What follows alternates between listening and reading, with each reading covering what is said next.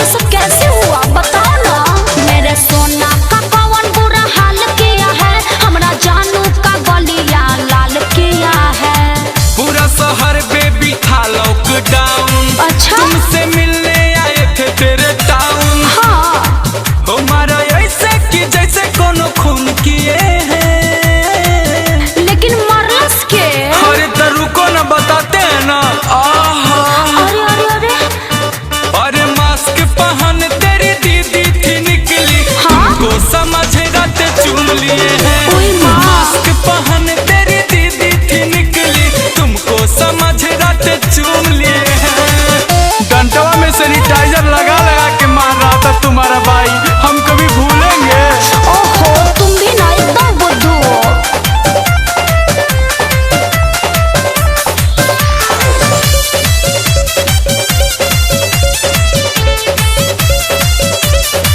हाथ गोड़ फूलल बा, कहाँ हो? मुँह लटक के झूलल बा।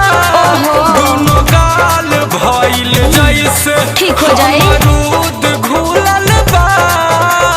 अरे गलती तोहरे नु बा, तोहरा हमारा या दीदी में चिन्हात नहीं खे। कैसन प्रेमी हवा तू बुझात नहीं खे। अरे तो हम का करी, अखियो तोरे जैसन नकियो तोरे जैसन, देह में हमार का गलती बा?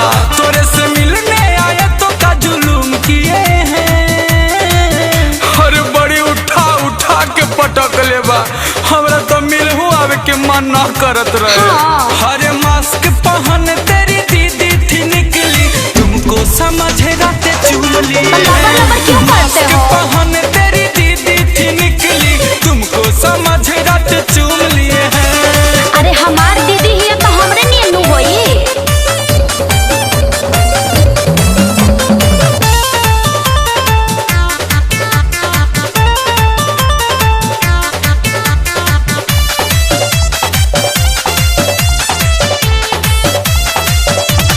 अब बर्दाश्त नहीं खे होत। अच्छा तेरी साहस नहीं खे होत। सोनू सरगम गुंजन जिए के अब आस नहीं खे होत। अच्छा अच्छा टेंशन मत लो, सब ठीक हो जाई। तोरा सन का काम रहे बोल गइला के, हमरा घर भर से तोहरा अझुरइला के। अरे हम बार बार कह न रहे हैं कि हम चिन्हिए नहीं पाए हैं। हाँ। और उस समय हमको कुछ बुझाइबे नहीं किया और हम ले लिए। अरे क्या क्या ले लियो? अरे चुम्मा रे बगली, तू हरदम उहिजे रहेलू। ओफो मारी के पूरा देह हाथ दादा सुन किए हैं। तब हम का करी? अरे मास्क पहन तेरी दीदी थी निकली। तुमको समझ पूरा चूम लिए हैं। मास्क पहन तेरी दीदी थी निकली। तुमको समझ रात चूम लिए हैं। ठीक बा चलो 4 गो सुई दिवा दी। अरे हमर सोना।